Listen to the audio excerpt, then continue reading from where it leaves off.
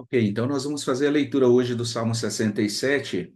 Aqui na nossa tradução Almeida Revista e Atualizada, ele tem um título editorial aqui, né? As nações rendem graças a Deus, e traz aí essa afirmação, né, ao mestre de canto para instrumentos de corda, salmo, cântico, ou seja, um daqueles salmos que não é identificado, a gente não tem a autoria identificada, mas diz assim: seja Deus gracioso para conosco e nos abençoe e faça resplandecer sobre nós o rosto, para que se conheça na terra o teu caminho e em todas as nações a tua salvação. Louvem-te os povos, ó Deus, louvem-te os povos todos. Alegrem-se e exultem as gentes, pois julgas os povos com equidade e guias na terra as nações. Louvem-te os povos, ó Deus, louvem-te os povos todos. A terra deu o seu fruto, e Deus, o nosso Deus, nos abençoa. Abençoe-nos, Deus, e todos os confins da terra o temerão. É um salmo, sem dúvida nenhuma, que a gente pode até intitular aqui como um salmo missionário, né? Por conta dessas ênfases todas que ele tem aqui, quando diz: para que se conheça na terra o teu caminho e em todas as nações a tua salvação, especialmente aí no versículo 2, a palavra traduzida como nações aí tem relação com todos os gentios, todos os povos que não são ali da etnia judaica.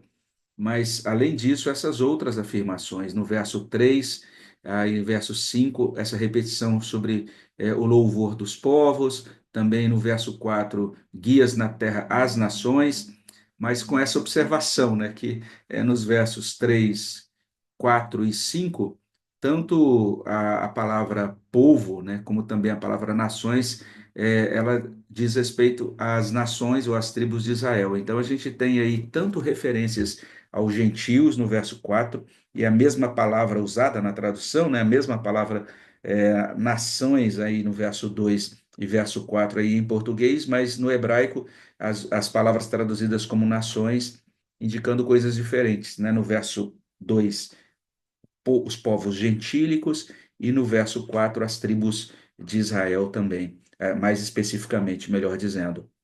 Mas algumas coisas que eu gostaria de destacar aqui nesse salmo são as seguintes, né? Quando a gente pensa no salmo como um salmo missionário, porque está falando desse louvor que é dado a Deus, né? A começar aí no meio do seu povo e depois estendendo-se para todos os povos, especialmente quando a gente entende o nosso chamado hoje, dado por Cristo, né? O chamado para sermos testemunhas dele e que esse testemunho dado a ele possa alcançar de fato todas as nações, a gente possa fazer discípulos de todas as nações.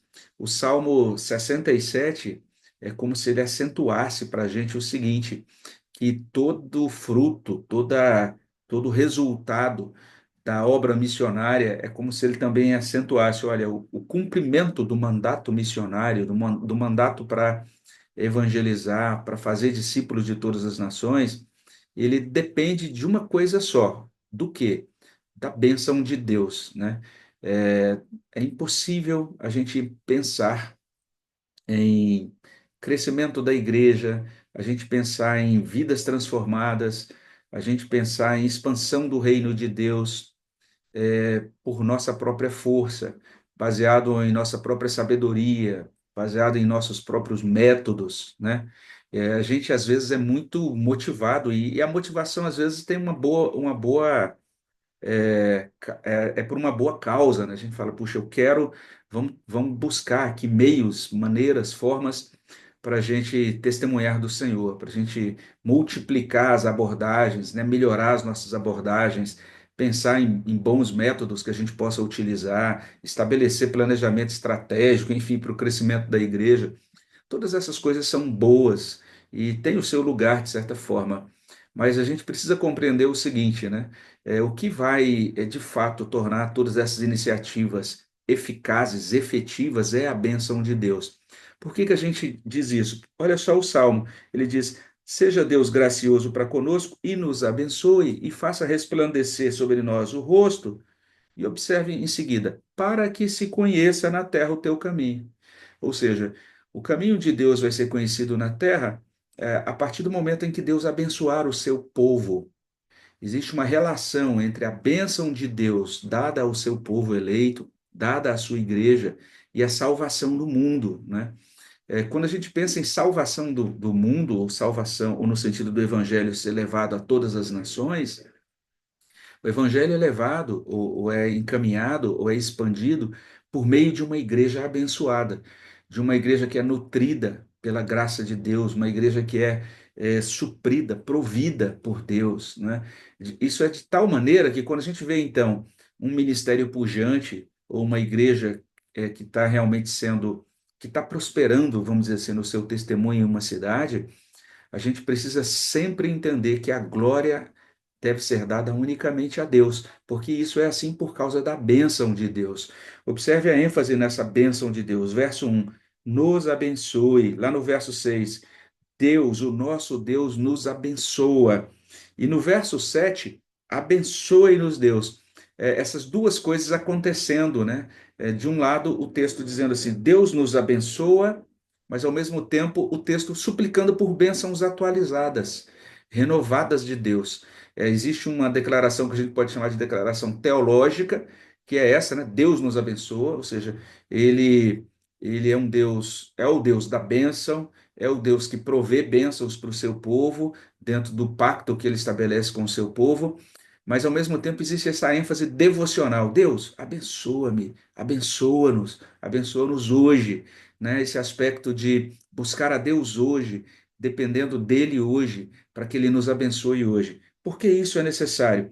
Para que nosso testemunho seja efetivo, para que ele seja conhecido na terra, ele seja conhecido pelas nações, pelos povos gentílicos, né, por aqueles que nunca ouviram falar dele, ou por aqueles que até ouviram falar alguma coisa, mas não entenderam muito bem e que precisam de esclarecimentos sobre o caminho dele. E é impressionante essa ênfase na bênção que é dada a Deus, na bênção que é dada, desculpe, ao povo de Deus. Observe que tem os pedidos que se repetem. Lá no verso 6, a terra deu o seu fruto, Deus, o nosso Deus, nos abençoa no sentido de que é uma bênção muito ampla, bênção espiritual, mas bênção também de provisão material, né? Quando fala do fruto da terra. Então nós temos aí essa imagem de um Deus que está interagindo com o seu povo pactualmente, ele está fazendo intervenções na vida desse povo, está trazendo provisões para esse povo, e a partir disso as nações veem tudo isso e o caminho de Deus é mostrado para todas as nações. Deus também é mostrado aqui como o que deve ser louvado por sua salvação. Verso 2: em todas as se conhecer na terra o teu caminho, em todas as nações a tua salvação. Então, esse caminho de Deus no verso 2 é a salvação de Deus. O Salmo destaca o poder salvífico de Deus dentro da história. Mas, além disso, no verso 4, além do poder salvífico, o governo justo de Deus. Alegrem-se e exultem as gentes, pois julgas os povos com equidade. Essas duas coisas, né? Poder de salvação e ações salvíficas, e ao mesmo tempo soberania e juízo, né? Um Deus que julga corretamente. Isso é sempre mostrado de forma equilibrada nos Salmos. Ou seja, a gente em nenhum momento enxerga nos Salmos um Deus que simplesmente vem ao homem para apenas exercer juízo. Mas, ao mesmo tempo, a gente nunca vê nos Salmos um Deus apenas que traz apenas salvação. Juízo e salvação estão presentes, né? O Deus da misericórdia, o Deus santo que exerce justiça, o Deus que governa sobre as nações. É um Deus que, de certa forma, está incompreensivelmente assim à nossa disposição e se coloca diante de nós para ser invocado, como está acontecendo aqui. Deus, seja gracioso para conosco, e ele ouve essa invocação, ele vem até nós, ele condescende conosco, vamos dizer assim, mas ao mesmo tempo ele é soberano sobre tudo, ele governa sobre tudo e sobre todos, não é? Ele se coloca a nosso serviço, mas é interessante que nós aqui precisamos entender que devemos nos colocar a serviço dele, porque ele é Deus soberano sobre todas as coisas. E é um Deus também que deve ser temido. Existe um temor devido ao nome dele, porque ele é governador e é juiz de todas as nações. Então a gente encontra essa ênfase no Salmo. O Salmo que traz essa informação da importância de sermos abençoados por Deus. Uma igreja abençoada, né? Um povo de Deus provido pelo Senhor, é o povo que vai agora testemunhar sobre a salvação dele. As nações vão enxergar isso. Olha só o que Deus fez na vida desse povo. Olha só o que Deus fez na vida dessa pessoa. Trazendo aqui para a nossa vida individual, né, nos nossos relacionamentos com os nossos parentes, nossos relacionamentos com os nossos vizinhos, aqui dentro da nossa cidade.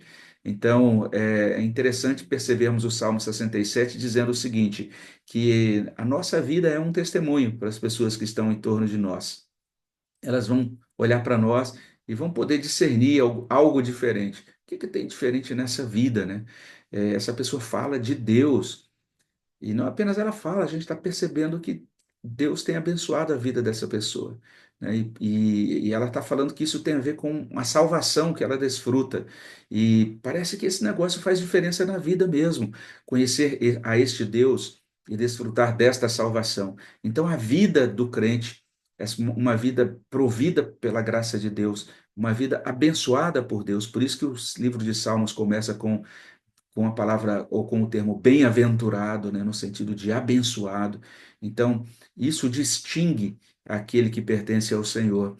E isso atrai, de certa forma, vamos dizer assim, a atenção das pessoas que estão em volta e abre, então, um espaço muito precioso para que a gente abra a nossa boca em testemunho e a gente apresente o Evangelho para as outras pessoas.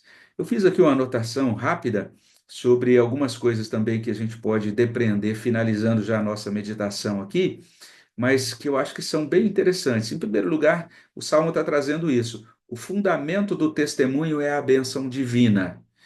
Então, é uma bênção que deflui, é um testemunho que deflui dessa bênção.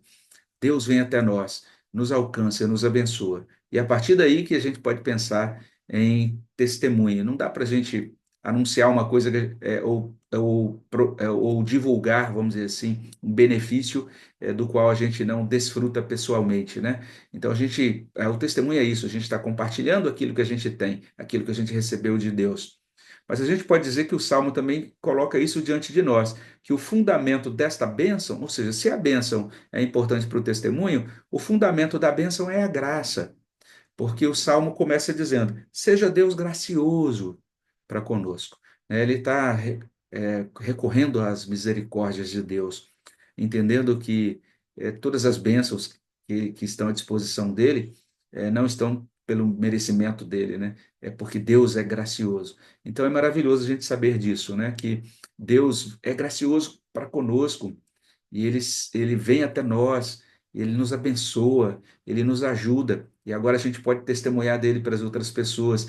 Tudo isso porque ele decidiu nos amar livremente, né? Decidiu nos acolher por meio da sua misericórdia, da sua graça. E quando a gente pensa nisso, aí a última afirmação, que se depreende logicamente disso, é que o mediador da graça é Cristo.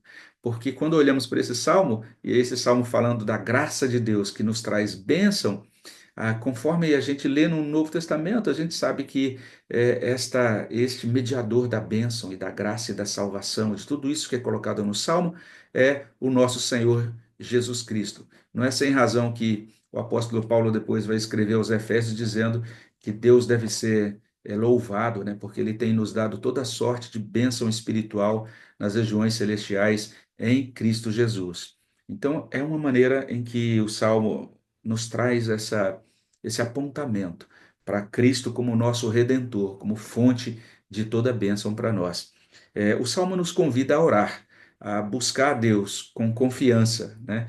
Dizendo: Deus, seja gracioso para conosco e nos abençoe. Não sei aí qual é a sua necessidade, né? Aquilo por que você está passando, mas uma coisa eu posso dizer: você pode nessa quarta-feira dizer: Deus, seja gracioso para comigo e me abençoe. E entendendo isso, que essa bênção do Senhor, ela é uma bênção tão maravilhosa e tão abundante e tão suficiente para nós, que ela nos atende, Deus vem até nós e nos alcança com a sua bênção, Mas não é apenas isso. Ele nos alcança com a sua bênção para que agora a gente possa abençoar outras pessoas e possa levar a mensagem dele para outras nações, vamos dizer assim, de forma que o Salmo vai ter esse chamado, né? Louvem-te os povos, ó Deus, louvem-te os povos todos. Ou seja, que o próprio povo de Deus, abençoado pelo Senhor, agora prorrompa em louvor, em adoração. E isso seja agora esse grande testemunho para que toda a terra tema ao Senhor. Então, que Deus use realmente a nossa vida, né, como instrumento de testemunho, provendo a nossa vida de bênçãos, e que no desfrute dessas bênçãos nós possamos nos dirigir a Ele em louvor sincero, e que a nossa vida seja um testemunho que seja visualizada, vamos dizer assim, por outros, e que a partir disso eles possam também ter essa oportunidade de conhecer o Deus da salvação, o Deus soberano que julga as nações, o Deus que é o Deus de juízo, mas o Deus também da salvação para todos aqueles que o invocam por meio de Jesus Cristo. Que seja assim na nossa vida, né? Que nós possamos desfrutar da bênção dele no dia de hoje, no restante dessa semana. E a gente vai abrir já um espaço para colocarmos diante dele a nossa vida, os nossos pedidos de oração e o restante dessa semana. Vamos orar ao nosso Deus, vamos interromper agora o nosso vídeo para a gente compartilhar os pedidos de oração.